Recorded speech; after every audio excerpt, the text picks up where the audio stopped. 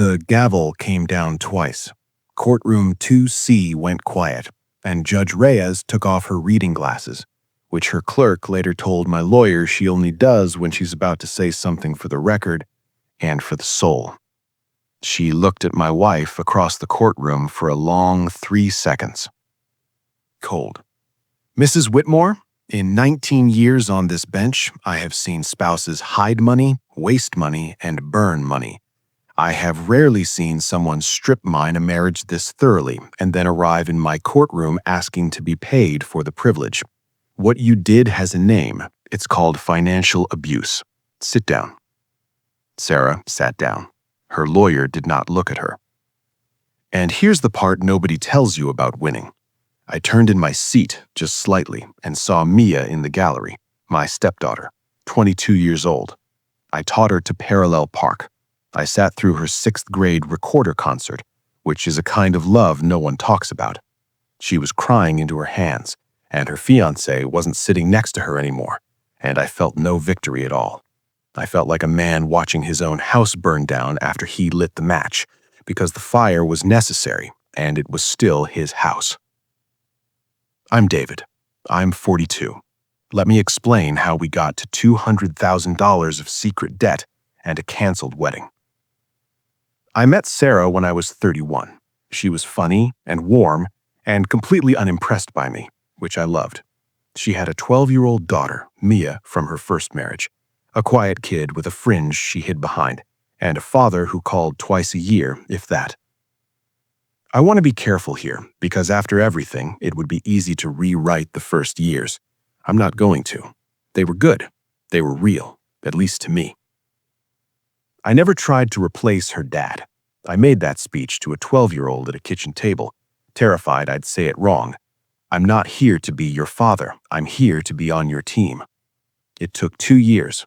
2 years of driving her to swim practice in silence, of leaving snacks outside her moods during her moods, of learning which silences meant leave me alone and which meant please don't.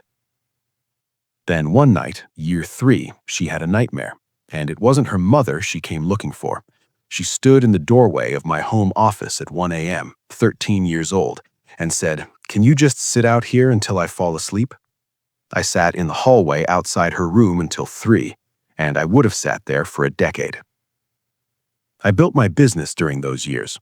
Commercial HVAC, 41 employees, 60-hour weeks, stress ulcers, payroll anxiety, and I never missed a school play, not one.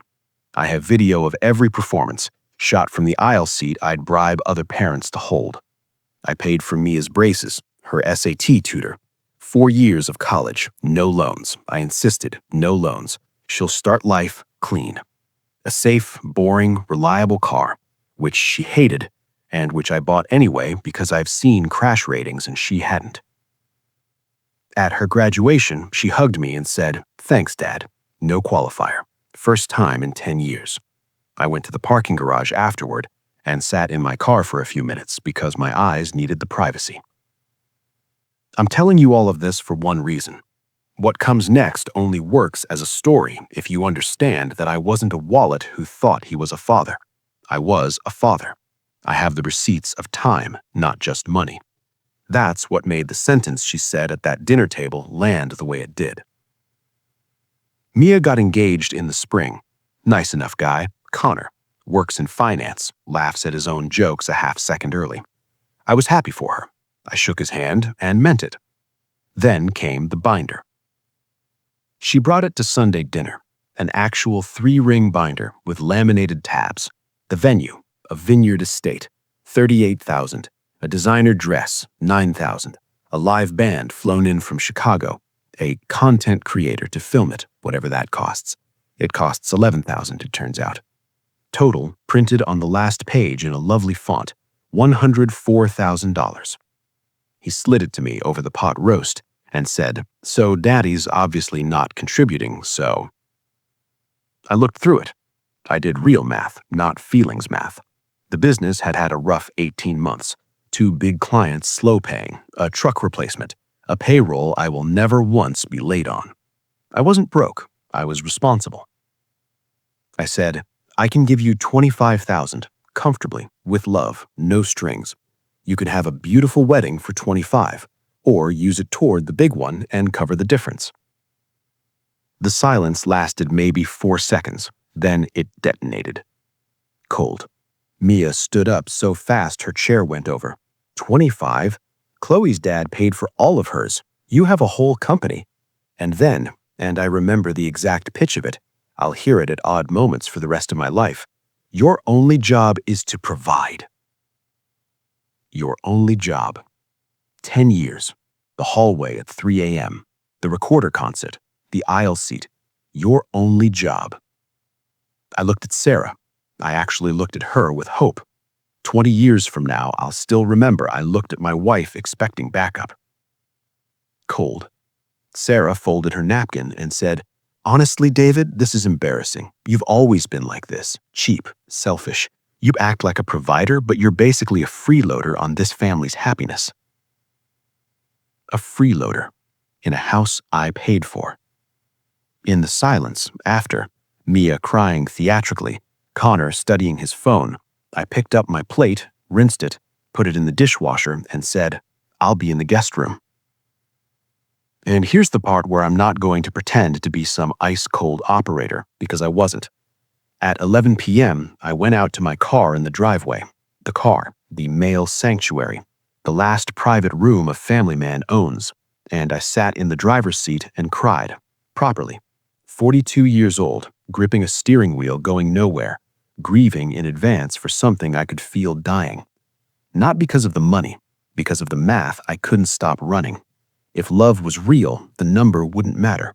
The number mattered to them more than I did, which meant the love was a subscription, and I'd just found out what happens when you miss a payment. I slept in the guest room for a week. Nobody knocked. The letter came on Thursday, certified mail, my name, from a debt consolidation firm I'd never contacted, regarding your recent inquiry about consolidating balances totaling $214,600. I stood in my kitchen and read it 3 times. I don't have balances. I've been debt-free since 38, except the mortgage. It's a point of pride, and it's on a plaque in my head. So I did what the letter accidentally invited me to do. I ran a full credit report on myself. Then I opened the safe and went through every document in it line by line, against what I found.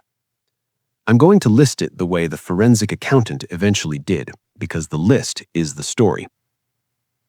Cold. A home equity line of credit against our home, $85,000 drawn. Application signed by both spouses, except I never signed it. The signature is a decent imitation of mine. Decent, not good. 2 personal loans in Sarah's name, secured by statements listing household assets that were in fact my business equipment, $52,000. 4 credit cards I'd never seen, mailed to a P.O. box, statements paperless, sent to an email address that was my name at a domain I don't use, $63,000 across the 4. Cash advances, balance transfers, a machine of debt running quietly for 2 years. And the spending. This is where I had to sit down on the kitchen floor. Not figuratively. My legs made the decision. $15,000 to a florist, a deposit for wedding flowers, dated 3 months ago. 3 months ago, before the binder, before the dinner, before they asked me for a dime. $22,000 to the vineyard, $9,000 to the dress shop. The wedding wasn't a proposal that night at dinner. It was already purchased. The dinner was theater. The $25,000 they asked me for at dinner was a top-up.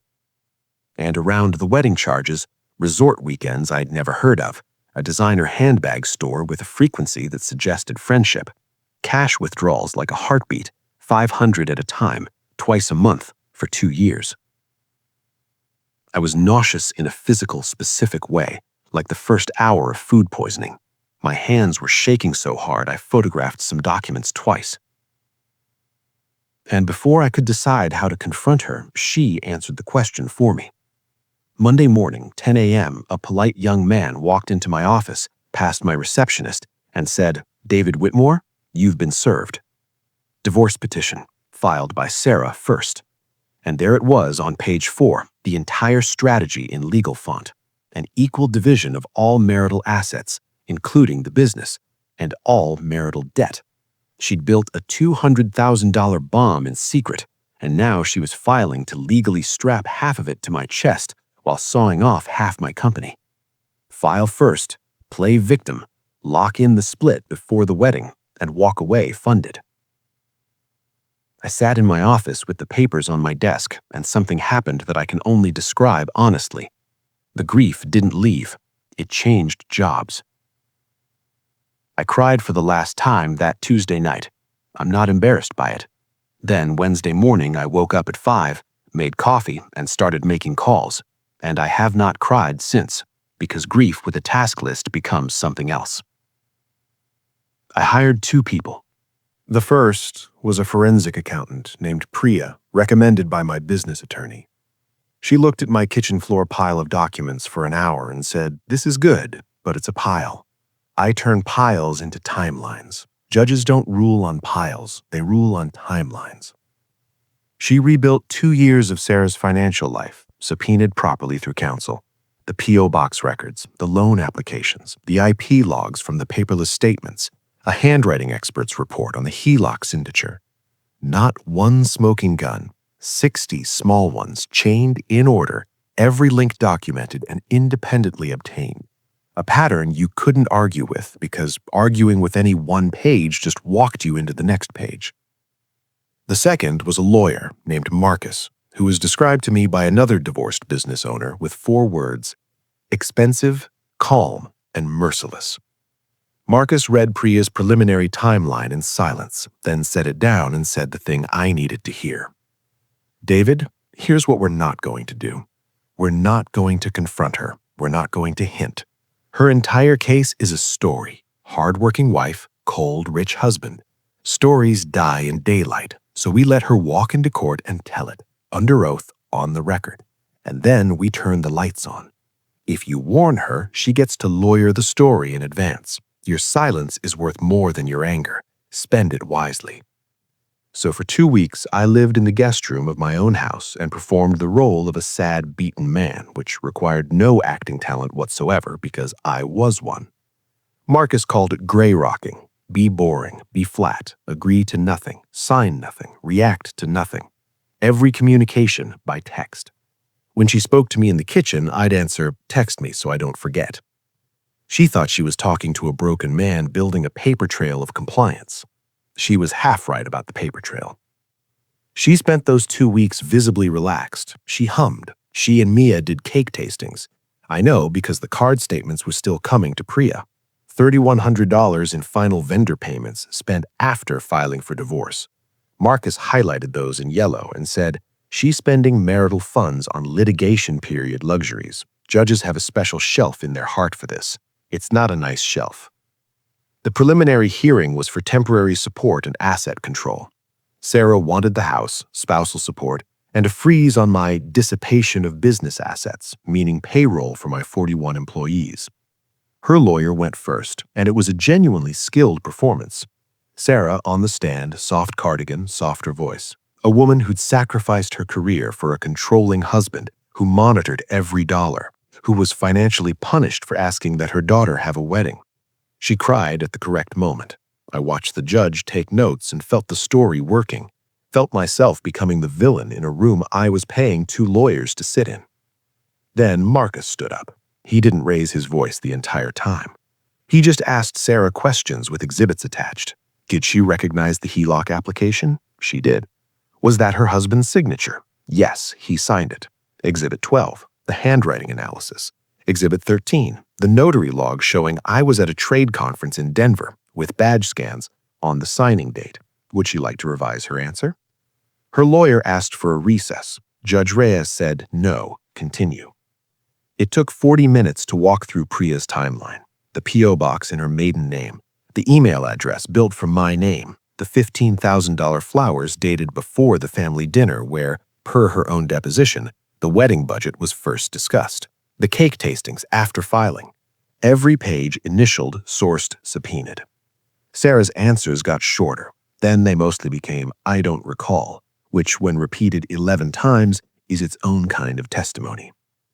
Judge Reyes read the summary exhibit in complete silence. The room did that thing rooms do when everyone realizes the weather has changed.